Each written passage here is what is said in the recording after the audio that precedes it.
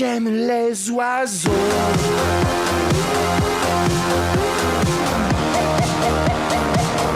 J'aime les oiseaux.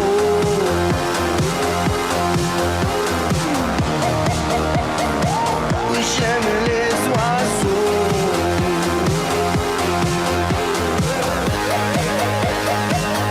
J'aime les oiseaux. Si bas les cons.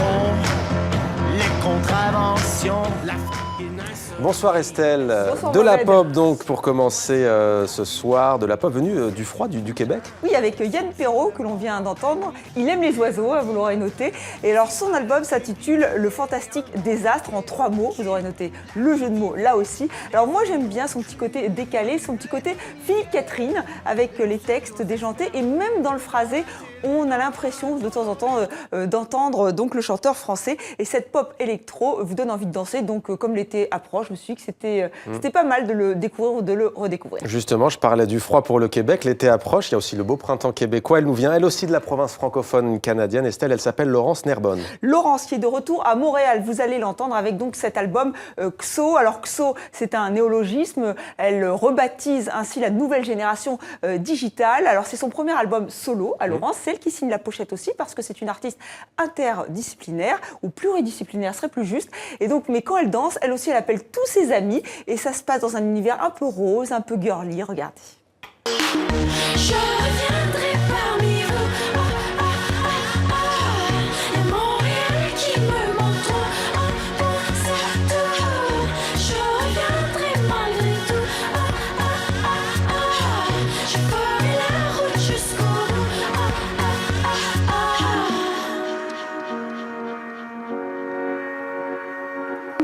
Oui, je sais, l'amour doit se recharger parfois. Et mes ailes sont un peu froissées.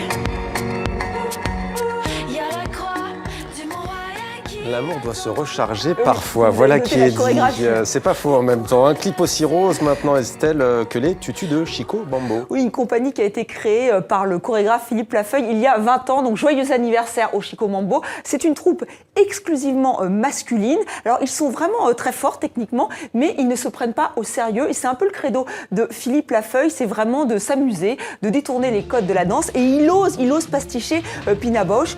Pina Bausch, c'est quand même la grande chorégraphe du XXe siècle. Hein, c'est une icône. Et vous le voyez, on reconnaît vraiment son langage chorégraphique. Et Philippe Lafeuille, donc, ose s'amuser, ce qui n'est pas toujours évident. Hein. Dans la danse, on n'aime pas trop ça. Alors, avec Tutu, leur dernier spectacle, ils signent vraiment un spectacle populaire. C'est pour le grand public, que vous aimiez ou pas la danse. On passe un bon moment, c'est drôle. Mais encore une fois, il fallait oser écouter Philippe Lafeuille.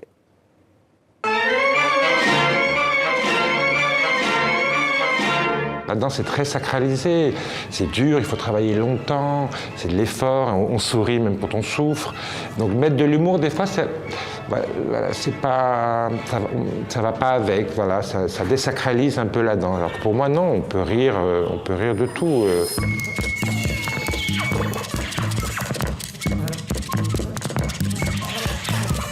Ben, je ne me moque pas de Pina, pour moi c'est un hommage à Pina. Alors c'est vrai que ça fait rire parce que voilà, c'est des travers qu'on peut peut-être lui trouver, beaucoup de cheveux, longs cheveux.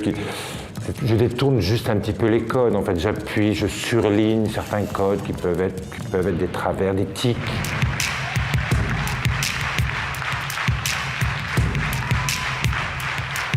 Il y a plein d'artistes très, très bons dans la danse contemporaine, des gens qui cherchent.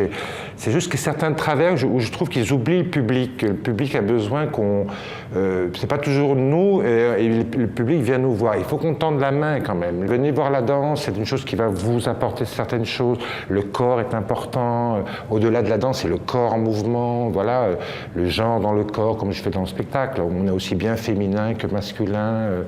Je propose aussi des choses qui sont au-delà seulement de la parodie et du rire. Je pense que c'est peut-être ça la chose qui fait la magie.